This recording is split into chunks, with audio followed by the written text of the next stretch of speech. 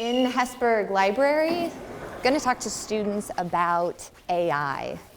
I'm Diego, and I'm a graduate student. Shama, and currently a fourth year PhD. I'm Anna, and I'm a senior. My name's Lorna Glee, and I'm a sophomore. Drew, and I'm a senior. I'm Carson Geesting, I'm a sophomore. What would be your biggest concern when it comes to AI? The impact that it has on art and creative expression.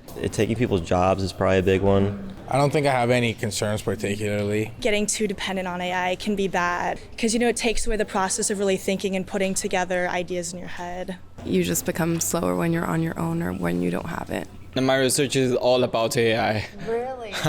Scammers are using AI to generate new scams. And we are thinking of whether AI can actually help to defend against the scammers. I mean, that's the good and the bad, right? Yeah, You're studying two sides of the coin, yeah. It helps when professors allow you to use it, but kind of give you guidelines on how to use it. You avoid kind of an ethical dilemma. But I could see how in other scenarios, maybe if there's no parameters on how to use it, then yeah, it could be a little concerning.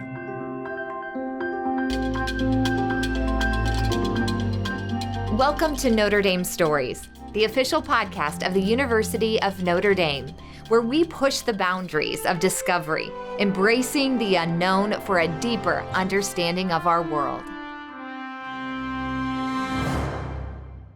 Depending on who you ask, it's either the biggest threat or the biggest opportunity of our time. AI. How should we use it? How does it fit into everyday life? Is there an ethical line we should be aware of? Philosopher Meghan Sullivan has guided approaches to these kinds of questions for years. Students clamor to take her wildly popular course, God and the Good Life. Now, some high-profile stakeholders are asking Meghan to help the tech industry navigate the ethical complexities of AI. So how would a philosopher approach AI?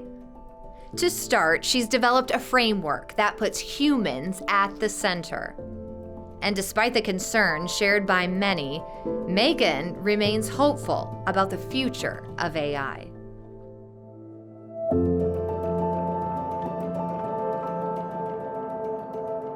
For the past 14 months, Notre Dame has been getting very, very serious about what do we have to offer conversations about ethics and AI, and how can we root our framework in our Catholic mission, our Catholic identity, while still putting ideas out there in the world that are going to be accessible to everyone. The Delta framework is the University of Notre Dame's work to try to develop and shape that conversation. Delta is an acronym: dignity, embodiment, love, transcendence, and finally, agency. We have the power to make moral choices. That is one of the most fundamental moral virtues that we have.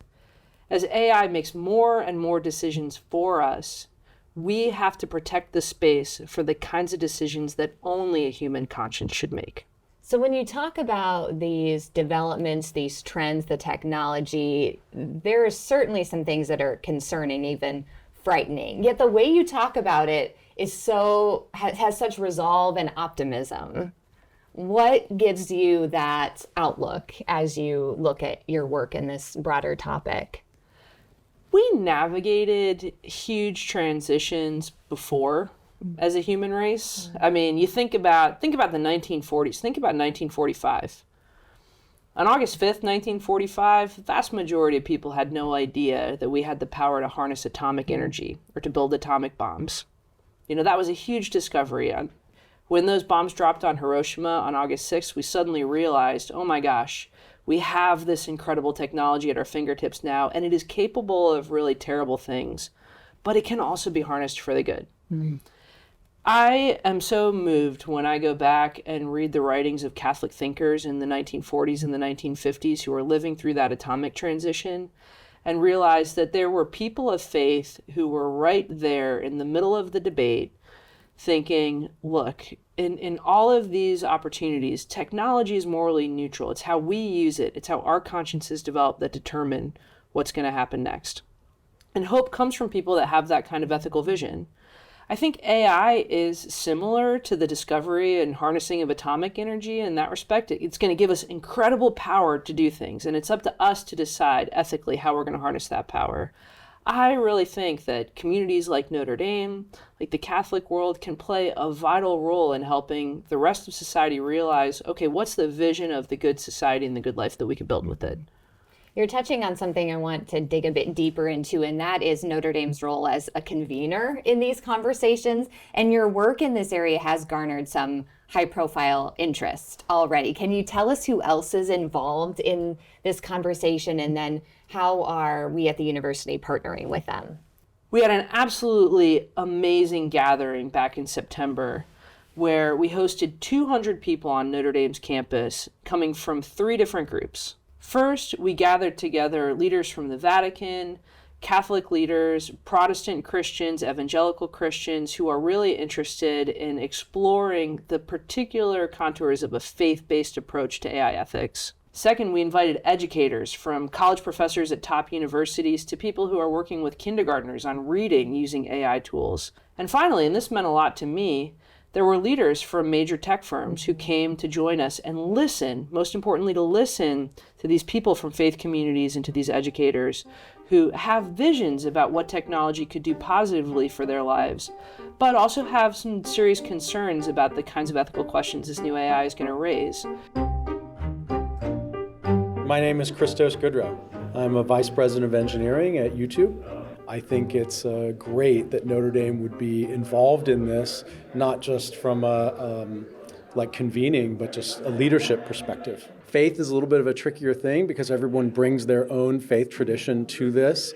But I do think that at least in the conversations I've had with people and the work that we do have a lot of respect for the fact that people do come with faith traditions and that these should inform our decisions. Paul Taylor, I'm the co-founder and president of the Bay Area Center for Faith, Work, and Tech. I mean, we just feel really passionately that the world is at a point where big decisions are being made and big changes are happening, and we think that Christians ought to have a voice in that conversation, and that we ought to bring kind of our understanding of what it means to be human, what it means to steward well the resources God has given us, and that if we kind of fail to bring those pieces to the table in the conversation, then society's going to be the worse for it. Paul Schurz, Our Lady of Guadalupe Professor of Theology. This is one of the major problems that is confronting society and the church, right? So if we're not there, who else is going to take up those mantles? And we really have a unique set of abilities and skills and scholars who are here, who can serve as a nucleus and then draw other groups around us. Linda Rand. I am actually just retired from Google. So I think when you're thinking about interacting with generative AI, you have to decide there's going to be different versions of principles. Which ones do you want to interact with and what filters do you want to put on that? And I think the Delta framework can be an important filter for the development of the technology moving forward.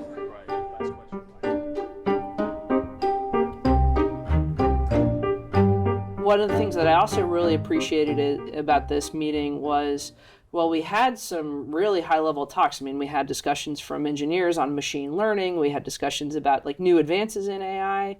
Those were balanced out with opportunities for prayer, with opportunities for meals together in person.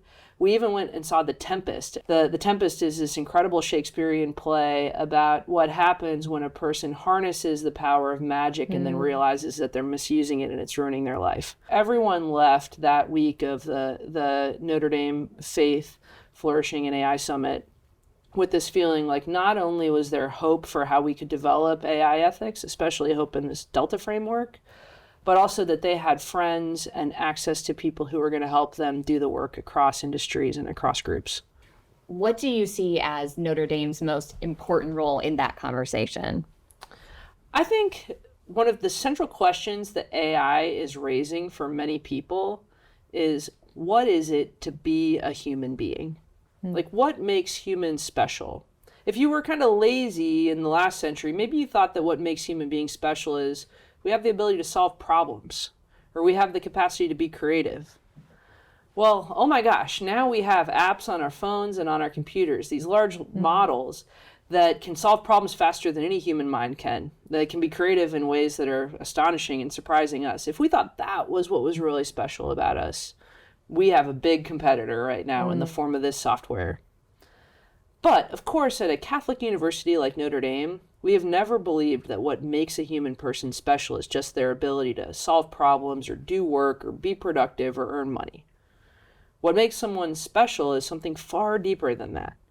And I think a place like the University of Notre Dame, a Catholic university, has a real opportunity to enter this discussion where a lot of people are suddenly wondering, what is the rock bottom essence of a good human life? And say, you know what, we've got 2,000 years of tradition of thinking about this question that we can now offer to the conversation.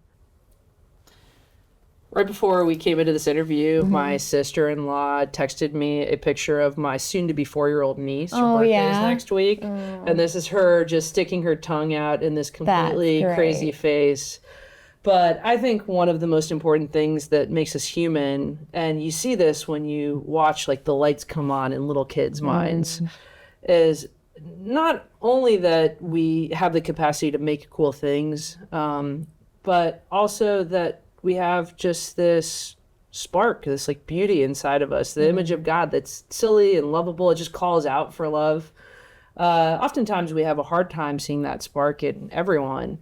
But when I think about what makes us human, I think about these people that I love so dearly and the things that I love about them. And so there's something about being human that's a matter of like being weird in a way that AI is never gonna touch. Do you think about her? Certainly, I'm sure you think about your students when you do this work, but do you think about her, the youngest generation that's coming up? Oh my gosh. All this technology? Absolutely. So this is my little niece. Her birthday, again, is in a week. And I was talking with her on the phone last week, and I asked her what she wanted for her birthday.